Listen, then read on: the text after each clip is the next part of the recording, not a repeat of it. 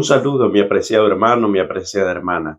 Estamos listos para el repaso de la lección de esta semana para el sábado 11 de enero del 2025.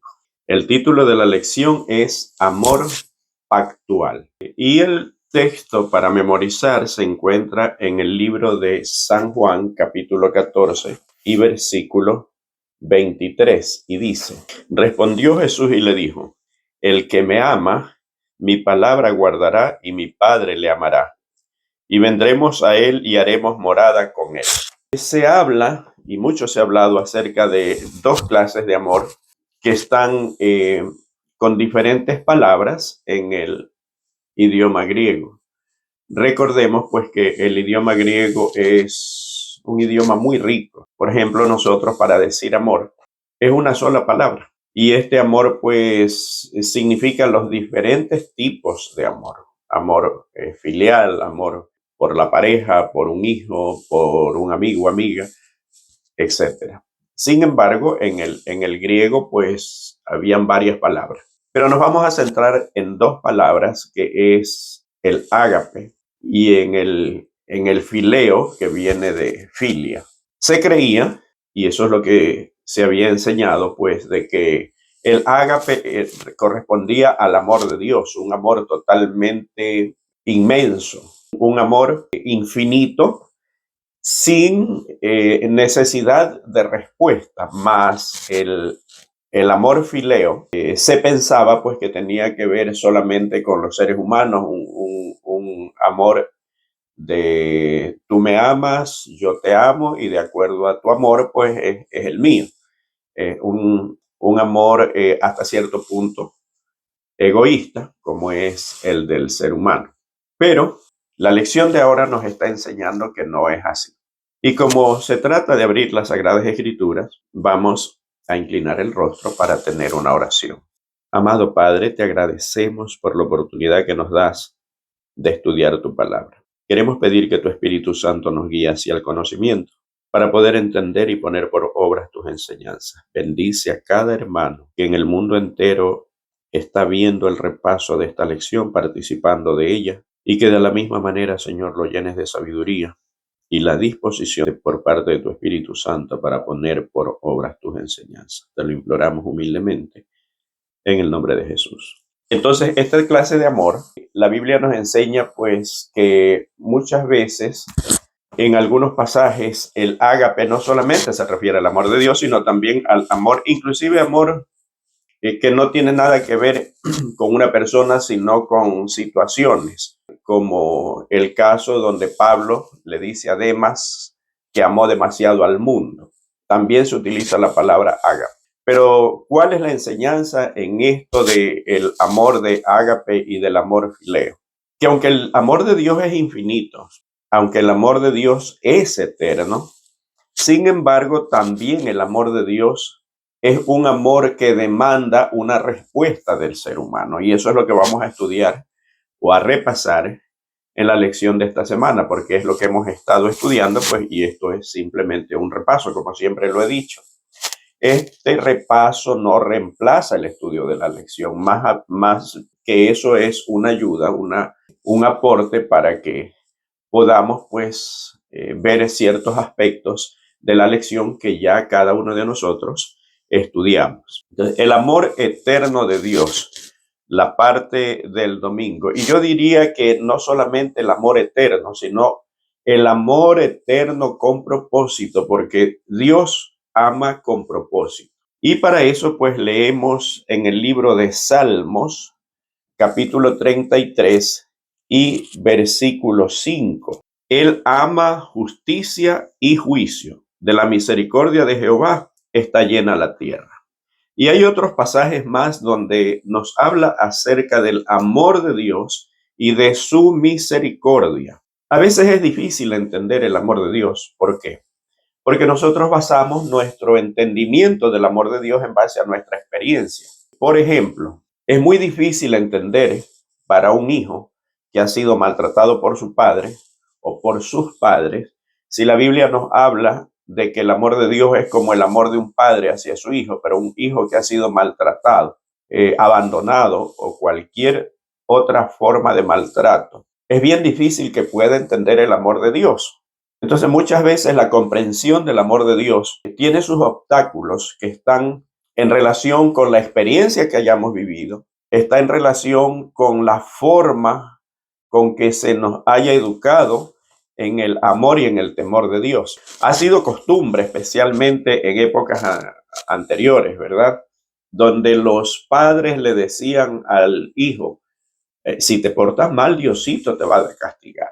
Y muchas generaciones crecieron con esa amenaza. Entonces se rebaja el amor de Dios a un nivel humano, se rebaja el carácter de Dios al nivel del carácter humano. Esos conceptos son los que muchas veces impiden tener un conocimiento cabal acerca del verdadero amor de Dios. Como les decía cuando mencionábamos el título de la lección, es un amor eterno, pero con propósito. ¿Cuál es el propósito del amor de Dios? Por ejemplo, segunda de Pedro 3:9 dice que el Señor no retarda su promesa, según algunos las tienen por tardanza, sino que es paciente con cada uno de nosotros, no queriendo que ninguno perezcamos, sino que todos procedamos al arrepentimiento. ¿Cuál es el propósito del amor de Dios? El propósito del amor de Dios o el fin de ese amor es que nosotros seamos salvos, que tú seas salvo, que yo sea salvo, que todos nos salvemos. Pero obviamente ahí existe un impedimento que ni siquiera la omnipotencia de Dios puede traspasar, y es el libre albedrío del hombre, el libre derecho de elección que Dios le ha dado. Si fuera por la voluntad de Dios, todos nos salvaran, pero está la decisión del hombre. Es como que tú vayas al médico, le dices tu dolencia, el médico te da la medicina o te dice que la vayas a comprar, cualquiera que sea el caso. Si te da la medicina, tú tienes que tomar la medicina. Si tú no tomas la medicina, puede ser el mejor médico, puede haberte prescrito la mejor medicina que existe, pero si tú no la tomas, la enfermedad va a seguir. Y el amor de Dios tiene un alcance infinito. El amor de Dios hizo una provisión tan grande, y allí está el texto en San Juan capítulo 3 y versículo 16 que dice, porque de tal manera amó Dios al mundo. Y aquí no está diciendo que amó a las personas creyentes, a las personas obedientes, sino que amó al mundo. Y dio a su Hijo para que todo aquel que en él crea, entonces ahí ya viene una condición. ¿Cuál es la condición? Creer. Pero no todo el mundo cree. No es suficiente con creer. Y ya vamos a ver en una parte más adelante acerca de esta condición del amor condicional de Dios hacia el hombre. El amor de Dios tenemos que considerar que tiene ciertas características. Uno, es eterno. Dos, es incondicional, pero que sin embargo la salvación que Él ofrece a través de su amor sí es condicional y está condicionado a la obediencia. Y luego tenemos la siguiente parte, que es un amor pactual, tal como el título de la lección. ¿Qué es un amor pactual o por qué la lección se titula así, un amor pactual? Porque viene de pacto. ¿Qué es un pacto? Un pacto es un acuerdo entre dos personas. El pacto que más ejemplifica la Biblia y que lo utiliza para ilustrar la relación entre Dios y su pueblo es la relación de pareja. La lección anterior habíamos visto de una relación atípica de un profeta a quien Dios le dice que tome a una mujer ramera por esposa. Y esto lo hace, pues, ¿por qué? Porque más o menos es el tipo de relación que estaba teniendo su pueblo con Dios. No de parte de Dios, sino de parte de su pueblo. Ahora, ¿qué es un amor pactual o qué es un pacto? Simbolizado con el matrimonio, es uno de los más grandes pactos. ¿Por qué es el matrimonio un pacto? Porque dos personas deciden voluntariamente hacer un pacto de amor, tal como el pacto de amor que hace Dios con nosotros. Pero miren qué interesante, un pacto entre una pareja, entre un hombre y una mujer que se aman. En el momento que hacen ese pacto y deciden formalizar ese pacto ante un juez, ante un ministro, ¿qué es lo que sucede? El ministro no le dice a ella, mira, vas a tener que cocinar 365 días del año. O no le dice al esposo, tú vas a tener que trabajar 365 días del año para que puedas mantener tu hogar, para que puedas ser el proveedor. No, no, no, no, no. Simplemente les dice que serán una sola carne, que estarán juntos en la abundancia, en la escasez, en la salud, en la enfermedad, etcétera, etcétera. El resto son consecuencias. Y esa es la relación que Dios quiere tener con su pueblo, una relación de pacto que, si bien es cierto, no está enumerando en ese pacto las situaciones que debe vivir. De igual manera que en una relación, en un pacto de una relación de pareja, no se le dice cuáles son los requisitos. De decirlo, pues yo creo que mucha gente que toma livianamente el matrimonio no se casaría. ¿Ya? Entonces, ese amor pactual es un amor de Dios con su pueblo que tiene una relación de amor recíproco. Porque la palabra que se utiliza acá es una palabra que se llama Gesed, que es ese tipo de amor. Yo te amo y espero que tú me ames así como es una relación de pareja. Entonces, de la misma manera, esta relación entre Dios y su pueblo, Dios esperaba una respuesta de su pueblo, del pueblo escogido. Pero ¿saben cuál es la parte interesante? Que en Deuteronomio capítulo 7 y versículos del 6 al 9, Dios les dice cuál es la razón por la cual es el pueblo escogido. Y esta lección o esta razón o motivo no solamente es para el pueblo de Israel, es para el nuevo Israel que somos tú y yo. En el capítulo 7, versículos del 6 al 9, Deuteronomio dice lo siguiente. Y miren lo que dice la palabra de Dios. Y esto esperemos que lo grabemos muy bien. Porque tú eres pueblo santo para Jehová tu Dios. Jehová tu Dios te ha escogido para hacerle un pueblo especial, más que todos los pueblos que están sobre la tierra. No por ser vosotros más que todos los pueblos os ha querido Jehová y os ha escogido, pues vosotros erais el más insignificante de todos los pueblos, sino por cuanto Jehová os amó y quiso guardar el juramento que juró a vuestros padres, os ha sacado Jehová con mano poderosa y os ha rescatado de servidumbre y de la mano de Faraón. Conoce pues que Jehová tu Dios es Dios fiel, que guarda el pacto. Aquí viene la palabra pacto de la cual estamos hablando, ¿verdad? Que guarda el pacto y la misericordia a los que le aman y guardan sus mandamientos hasta 1000 generaciones. Aquí está la parte condicional. Dios nos ama incondicionalmente, pero como Dios ama con propósito, el propósito de Dios es que nosotros seamos salvos. Pero para ser salvo, entonces allí sí hay condición. Una, se trata de creer, y otra, guardar sus mandamientos. Esto de guardar sus mandamientos podríamos simplificarlo con una palabra: obediencia. Entonces, aquí está la palabra de Dios, ser obedientes a la palabra de Dios, y así como en un pacto matrimonial no existen los requisitos, solamente la disposición de dos personas de respetar ese pacto, y que ese pacto tiene otras consecuencias u otras acciones que debemos tomar, porque es imposible que un hombre se case, le haga un pacto de amor con una mujer y resulta que sigue, en lugar de dedicarse ahora a su hogar, sigue frecuentando a sus amigos o viceversa. Igualmente la esposa. Eso no es una relación de pacto. Por eso es que los matrimonios, y este no es el tema, pero valga la oportunidad, por eso es que los matrimonios hoy son de papel, porque no existe el pacto, el compromiso. En lugar de un acuerdo, existe un contrato donde los dos firman, y si nos va bien, en buena hora, pues si no, no hay problema, cada quien va por su lado. Pero no es a esa clase de pacto que Dios se refiere, por si acaso. La relación de Dios, y aquí viene la siguiente parte, es una relación condicional. Ahora, aquí hay una parte que pareciera contradictoria. ¿Por qué? Por ejemplo, en Oseas capítulo 9 y versículo 15, miren lo que dice acá. Toda la maldad de ellos fue Gilgal. Allí pues les tomé aversión por la perversidad de sus obras. Los echaré de mi casa, no los amaré más. Todos sus príncipes son desleales. Aquí como que pareciera contradictorio. ¿Por qué?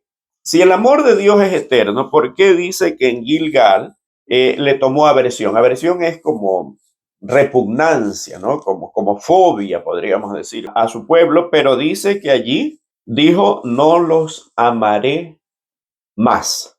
Mas, sin embargo, si nosotros buscamos, y este texto lo habíamos leído la semana anterior, en el capítulo 14 y versículo 4, un poco más adelante, miren lo que dice el mismo libro.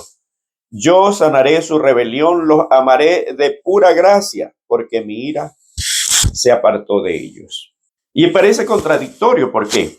Porque si está hablando de un amor, una relación condicionada a la obediencia, tal como vimos, pues que guardará mis mandamientos, guardará mi palabra, implica obediencia. Acá dice, los amaré de pura gracia.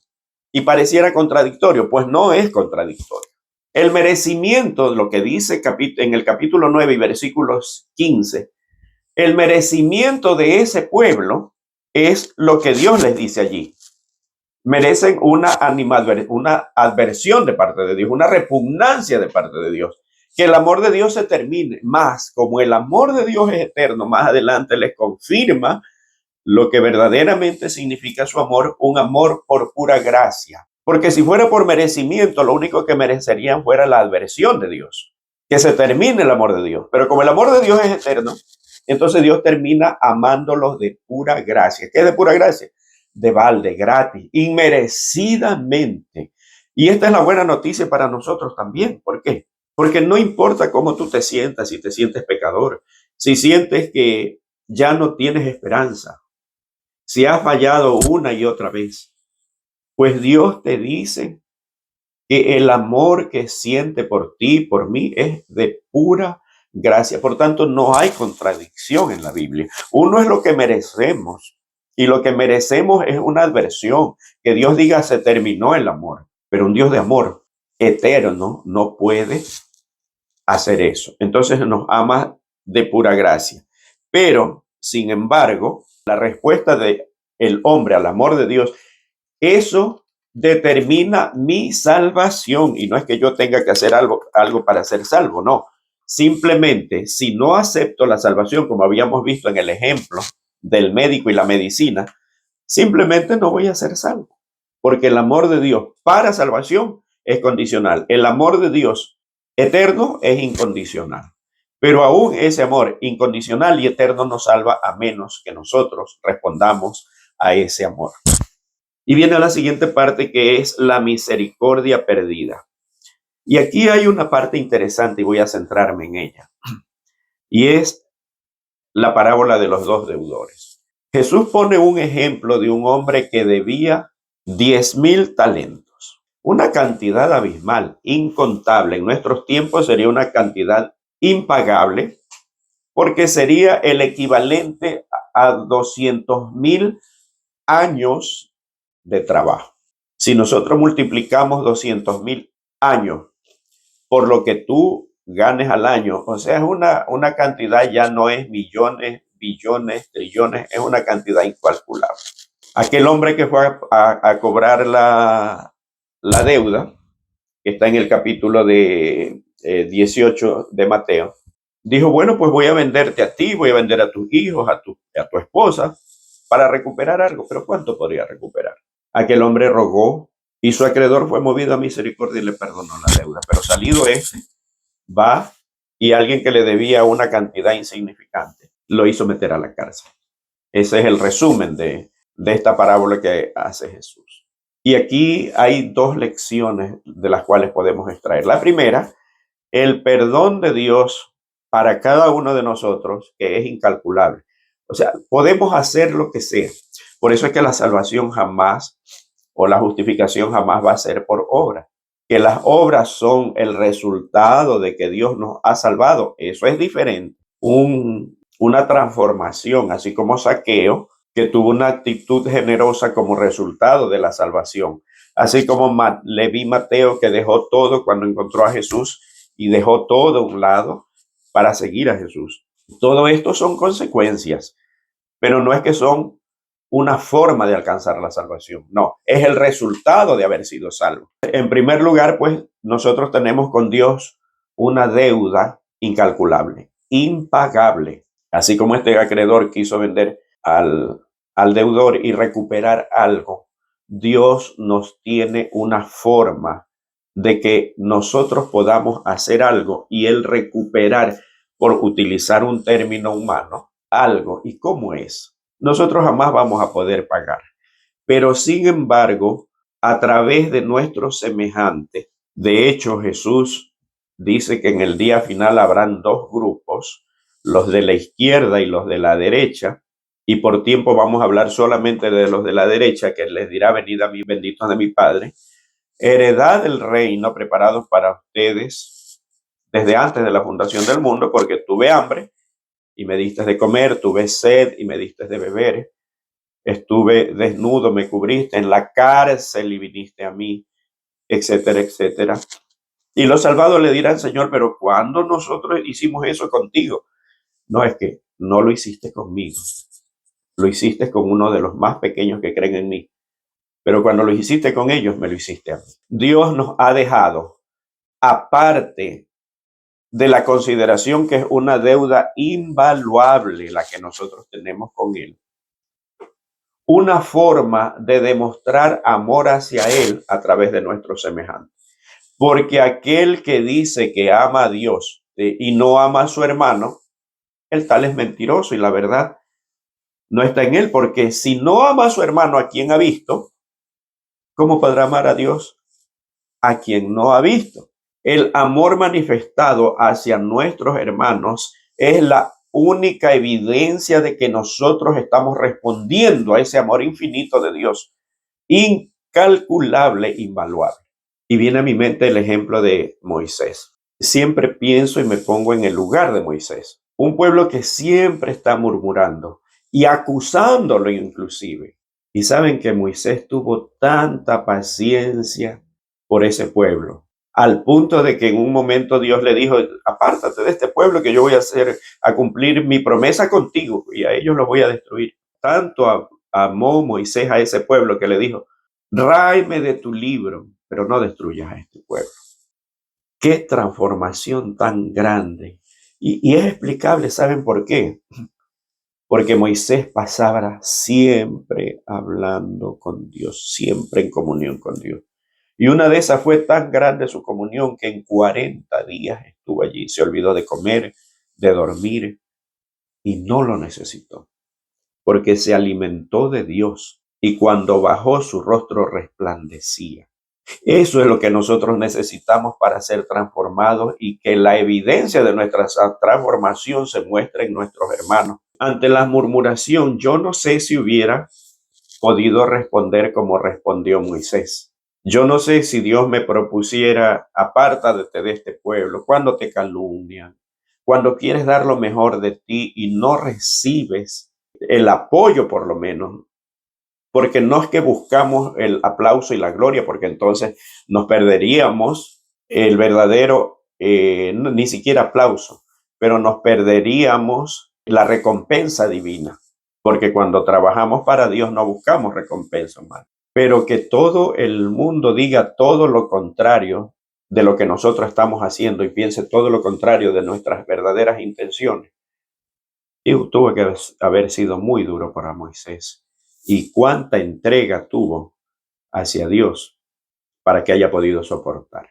Y no importa cuánto tengamos que hacer, porque a veces podemos decir: es que yo tampoco tengo, pero es que no se necesita muchas veces ni siquiera tener algo, porque a veces con una visita, con un abrazo, con una oración a favor de nuestro hermano, saber que estamos pendientes de aquel o aquella hermana. Jesús dice: en cuanto lo hiciste a uno de estos más pequeños, a mí lo hiciste. La muestra más evidente de que amamos a Dios es el amor por nuestros hermanos. Y cuando hablamos de nuestros hermanos, también tenemos que considerar a aquellas personas que consideramos indignas del amor de Dios. ¿Cuántas veces nosotros vemos personas que hacen tanto daño a la sociedad y que nuestra parte humana quizás cometen un crimen atroz con niños, con mujeres, de una forma tan infame, que nuestra parte humana decimos: ojalá que se pudra en la cárcel? Pero el amor de Dios nos manda a amar inclusive a aquellas personas. Y si nos manda a amar a aquellas personas, significa que nuestras aspiraciones ya no deberían ser así. Y nuestro trato con aquellas personas que consideramos indignas también debería ser diferente. Pero usted puede decir, claro, pero yo no puedo confiar en aquella persona. Muchas veces estas personas están esperando que alguien les lleve un mensaje de amor, porque como dijimos al comienzo, el concepto del amor de Dios que una persona tiene está basada en su experiencia de la vida. ¿Cuántas personas son abusadas por aquellas personas que deberían ser las encargadas de cuidar? Y qué difícil que es para una persona de esta creer en un Dios generoso, bondadoso, misericordioso, porque creen que son indignas de amar y creen que son indignas de ser amadas. Pero nosotros, así como recibimos en la parábola de este deudor una absolución de gracia, nosotros también debemos hacerlo de gracia. El amor de Dios es incondicional. El amor de Dios es eterno. Mas la salvación es condicional. Y así como en el ejemplo del matrimonio, Dios nos ama con celo, así como nosotros somos celosos con nuestra pareja. De la misma manera, Dios quiere que nosotros nos dediquemos entera y completamente a Él. Por eso en uno de los mandamientos dice, no tendrás dioses ajenos. Y la salvación sí es condicional. Pero aún así, siendo condicional, lo único que pide Dios de ti es que lo aceptes. Y Él hará absolutamente todo, producirá en ti la transformación, el deseo de cambiar, hará que te gusten las cosas valiosas en lugar de perder el tiempo con cosas que no tienen valor. Ese es el Dios que te ama y que me ama, y que bendito sea el Señor que dio su vida por nosotros. Y mayor muestra de amor que esa no hay. Aunque San Pablo dice que así como Cristo dio su vida por la iglesia, los maridos debemos amar a nuestras mujeres. Qué alto que es el estandarte que puso Dios acerca del verdadero amor. El que no ama no ha conocido a Dios, porque Dios es amor. Y cuando dice el que no ama, está hablando de esa clase de amor.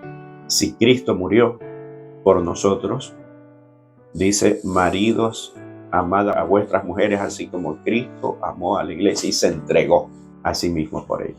Que Dios nos ayude, que Dios te bendiga, mi apreciado hermano. Y no olvides compartir, darle like y suscribirte en el canal. Y activa la campanita para que cada vez que se sube un video te pueda llegar una notificación. Y quizá en la lección, en el repaso anterior, olvidé mencionarle que hay unas meditaciones cortas tomadas de los libros de Elena de White, del Espíritu de Profecía. Cada palabra mencionada ahí es tomada de los escritos del Espíritu de Profecía. Mensajes de motivación, mensajes de inspiración, mensajes cortos. Así que entra al canal y mira que cada día, a partir de las 0 horas, hay un nuevo mensaje. No te lo pierdas y que Dios te bendiga.